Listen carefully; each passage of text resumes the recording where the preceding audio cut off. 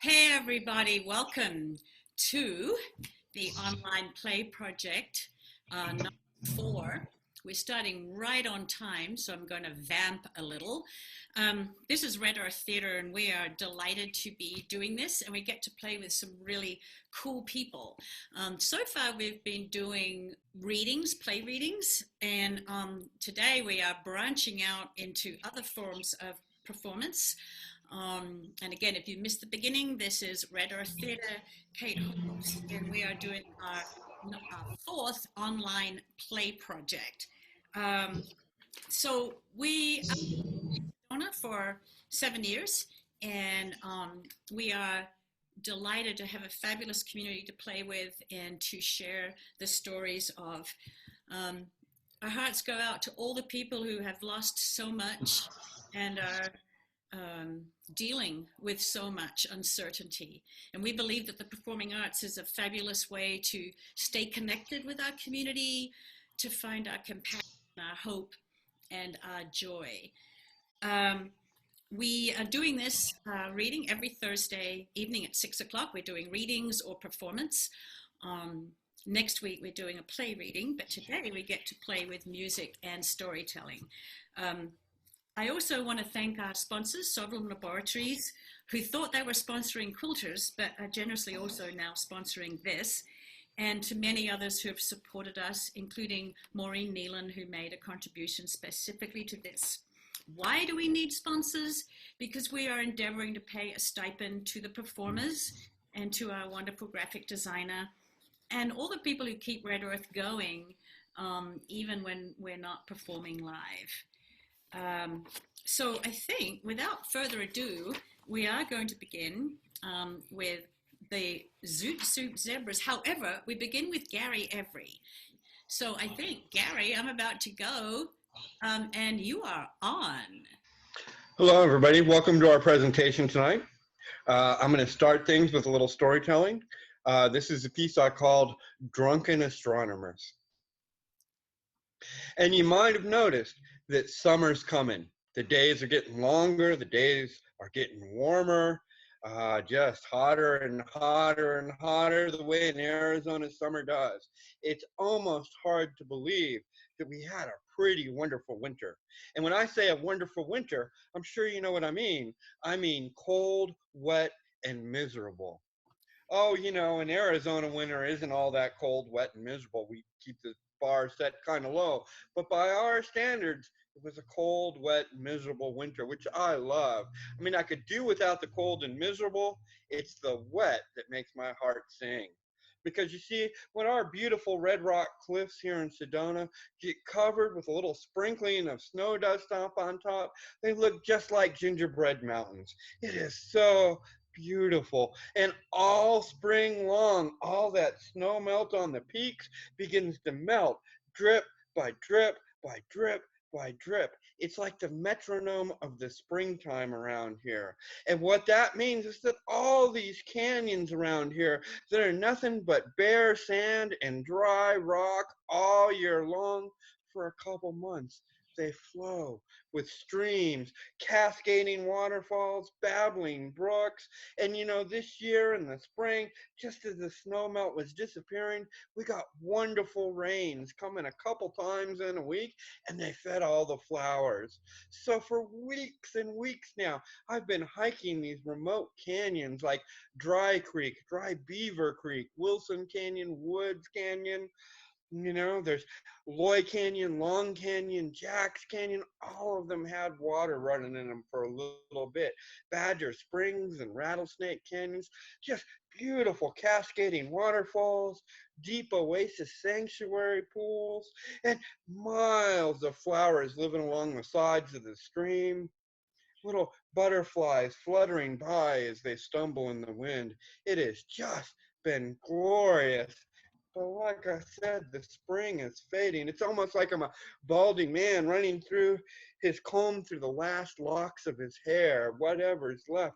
You have to hike further and further into the canyons as the temperatures get I did a 20-mile hike into Secret Canyon just to find the last of the grottos filled with beautiful water and cascading falls. You know, I remember one year it was a couple, it was just like this year. We'd had a glorious spring. I'd hiked all over, had all these canyons to myself, and I was sad for the onset of summer. I mean, just sad. I checked the weather report, and you know what the weather report's like in Arizona in the summer: hot and dry, hot and dry, hot and dry, hot and dry, hot and dry. And I decided to get a little bit high. Decided to get really high. I decided to get as high as you can get in the great state of Arizona, which is 12,167 feet. That's right, I decided to climb Mount Humphreys, the highest point in Arizona. I wanted to go to the biggest mountain in the state to make a sacred pilgrimage, grief for the end of the spring, the beginning of the summer, to see if maybe I could find just a little bit more snow before it all disappeared for the year. So I started making my hike. I made that long, windy road up to the top of the mountain. I started across the open meadow that begins there, and there was nothing. And as soon as I got into the forest, there was snow everywhere. So much more snow than I was expecting. And I'd checked the weather report, and it was dry and hot everywhere in Arizona except for the Kachina Peaks. They're called the Kachina Peaks because it's believed that's where the Kachina spirits live, is up on top of that old volcano.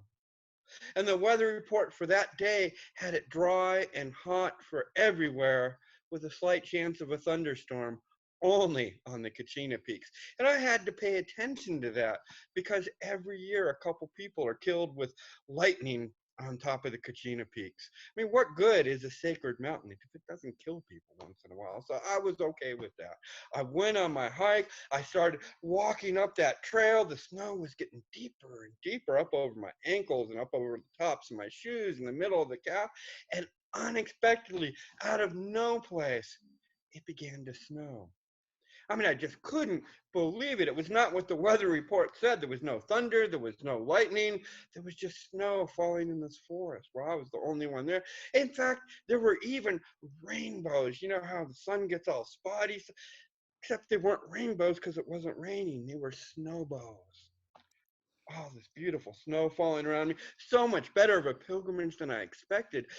I took a deep breath, watched my mist float out over the forest, you know, and I remembered this essay by the astronomer Johann Kepler, 1680, running around on New Year's Day in Krakow, Poland, as the snow began to fall in that city. And he was just delighted. He drank a little bit of brandy and he ran out into the streets because he had a microscope, one a relatively new invention, and he had looked at the snowflakes under that microscope. And he knew that each one was beautiful and crystalline, unique, individual, and beautiful. So much beauty that he considered them to be absolute proof of the existence of God. Running around the streets of Krakow, Poland, drinking more brandy to warm his insides while his soul glowed with the knowledge that beauty could be enough to confirm the existence of God. I mean, haven't you ever been in a snowstorm in the forest where it felt like you were the only person alive and a silence so still uh, that nothing but the voice of God could fill it? But still, the snow kept coming down harder and harder, and I began to worry that it was covering my tracks in the snow. So I wandered back to the trailhead. I drove in my car, and you know how it is with storms on big mountains sometimes. You drive through the clouds, you drive beneath the storm, and about halfway down, it wasn't snowing, it wasn't raining, and I hit a trailhead I've never hit before. The Lamar Haynes Wildlife Refuge. And it's kind of cool. You hike along and eventually get to these little cabins. There's these little stone buildings that only reach like chest high. It's almost like they're homes for hobbits. And what they are is they're stone cisterns guarding wells. And if you go behind those little buildings, you go up and there's a small cave adorned with pictographs. Rock art from the Native Americans. It's about 800 to 1,000 years old. And underneath those pictographs, there's a small cave and water seeps out from the bottom. How sacred is that in the desert? In this mountain full of volcanic rock where there's no springs or rivers at all, here's a chunk of limestone. And there's this little bit of water seeping out. And that place is still considered sacred. I know it is not just by the people who put up the pictographs, but when I go and visit there, sometimes I see seashells adorning the rocks. Other times I find gifts of feathers. Native Americans still visit this site to this day. And why shouldn't they? The legends of the Kachinas say they come off these mountain peaks to travel through volcanic tubes to go all the way out and pop out in the Hopi mesas.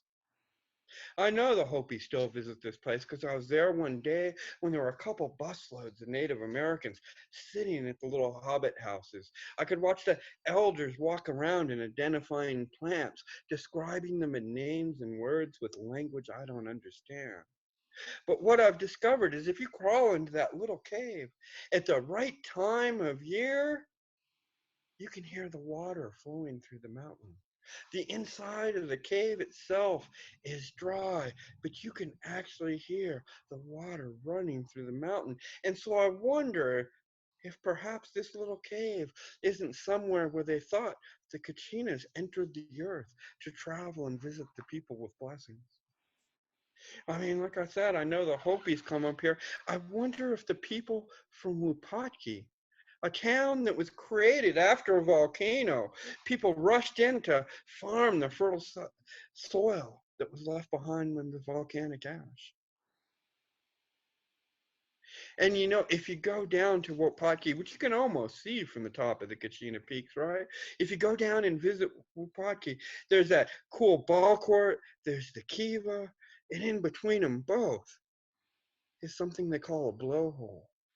And you go down and you kneel over this blowhole and you can feel the air push out or in depending on what it's doing that day for temperature. And I can't help it. I just breathe my breath into that blowhole because they say as soon as you breathe out that your breath disperses immediately. That within a month, a little bit of your breath ends up in the Sahara. A little bit of your breath ends up in the Antarctic. Some of it goes to Mongolia and some of it goes to Paris. And it only takes a couple weeks. So there at that Wupatki blowhole where the earth goes in and out, I've been told, and I don't know if it's true or not, that the other end of the blowhole is in Sedona. It's off near where you take that turn to Doe Mountain and stuff. Just past there, there's a little blowhole. And I've been told that they're connected. That if you put radioactive smoke in one end, it comes out the other end in a couple days. I've been told it does the same thing with the Grand Canyon. And so here we sit in this place in northern Arizona where we've got this beautiful snow-capped peak. Even in the summertime, it wears snow. How sacred could that be, where the water percolates through the mountain and blesses all the canyons beneath with it? And we've got these blowholes that operate like nostrils for the earth,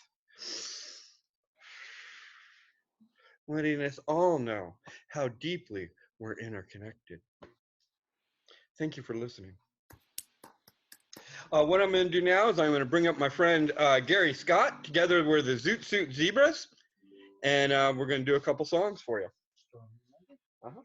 Perfect.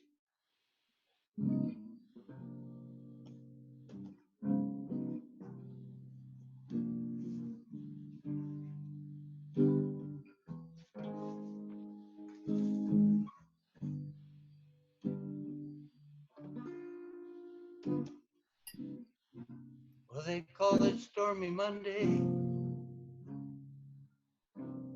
Oh, you know, but Tuesday's just as bad.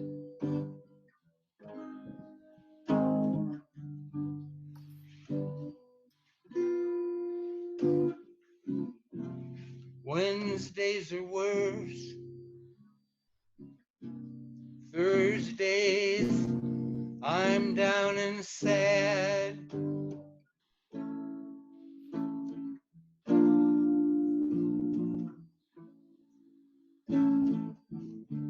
eagle flies on Friday. Saturdays I'm hungover and mad.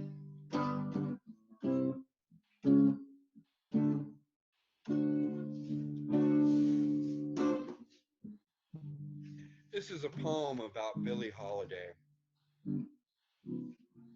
God bless the child who crawls into her grandmother's arms to have a bedtime story sung to the gentle rhythms of the rocking chair. Cocooned inside the fabric of the tale, kept warm by love and adoration, the small girl slips into a gentle sleep. The grandmother, too, dozes off and then falls quietly into death. And this young girl awakens in the morning, imprisoned inside the rigor mortis of her grandmother's encircling arms.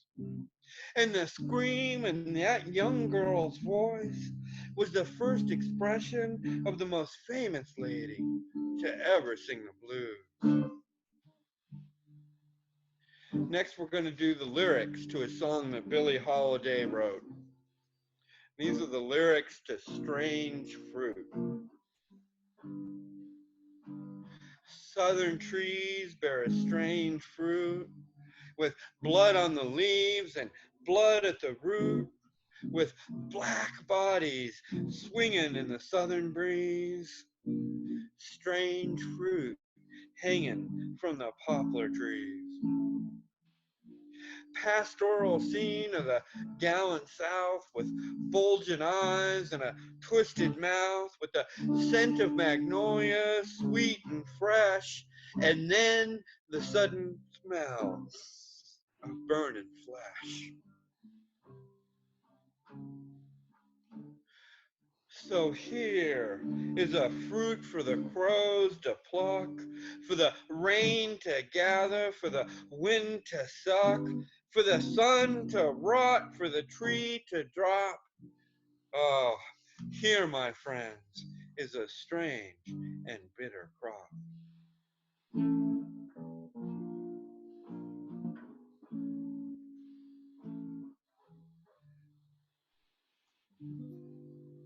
All right, that was Jerry Scott on guitar. We're going to do one more for you real quick, and that'll end our show for tonight. This one's called American Cool.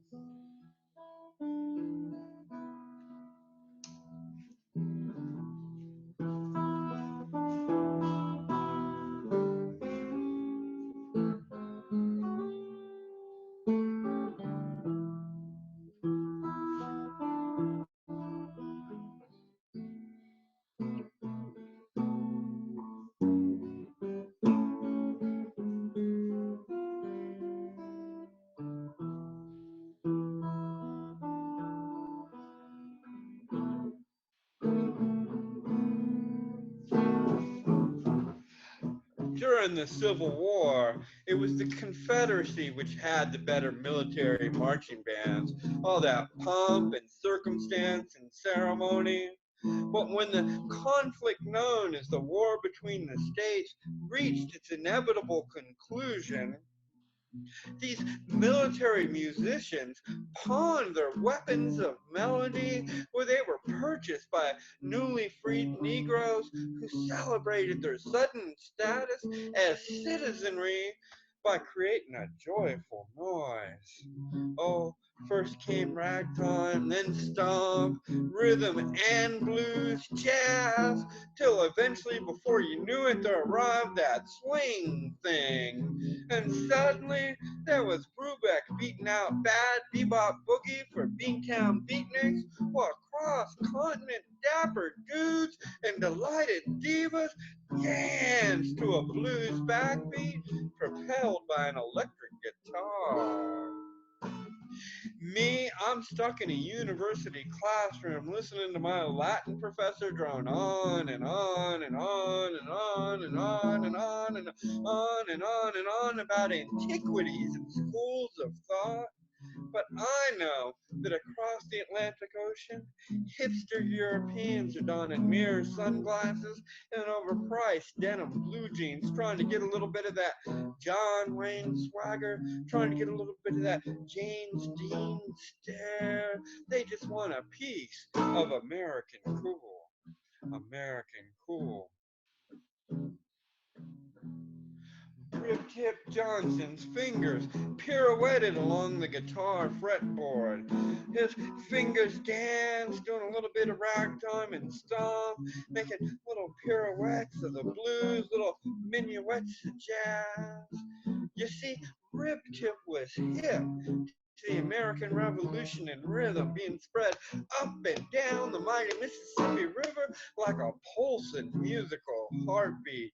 And even though Rip-Tip's career was destined for nothing better than lizard lounging and smoky bars and cosmic cafes, partying with off-duty strippers and the occasional cosmic cowboy, Rip-Tip didn't care. He sold his soul for his performance every single night, stealing a riff here, borrowing a lick there. He was perpetuating an oral history. And all the dancers, they just gathered out on the dance floor, feet stomping, tits jiggling, asses wiggling. Ah, they were celebrating a uniquely rhythmic American heritage. And Dionysian frolic, they celebrated a uniquely rhythmic American heritage.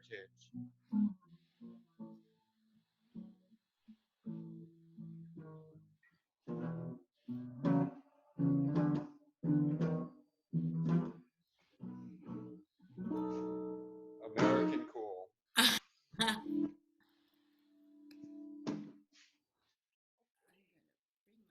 Okay.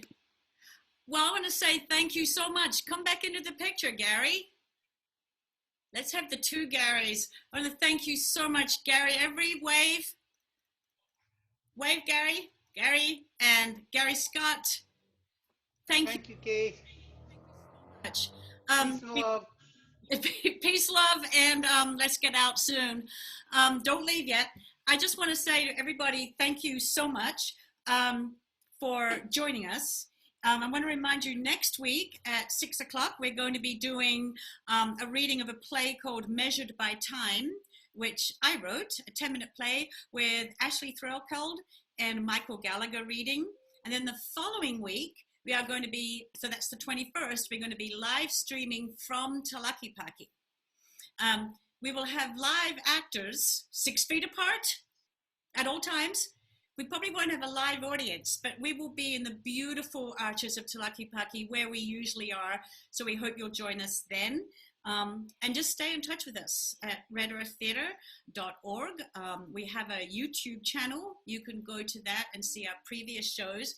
And this one will be edited because I've been recording it. It will be edited and it will have nice, neat little credits, and it will end up on the YouTube channel as well. And the final thing I think I want to say is please support all the performing artists wherever you are. Support us, friends, and keep well. And thank you all so much for everything that you're doing and being. Keep telling the stories that keep us connected and keep us human. And we'll see you all next week. Bye, boys. Be kind to each other. Bye.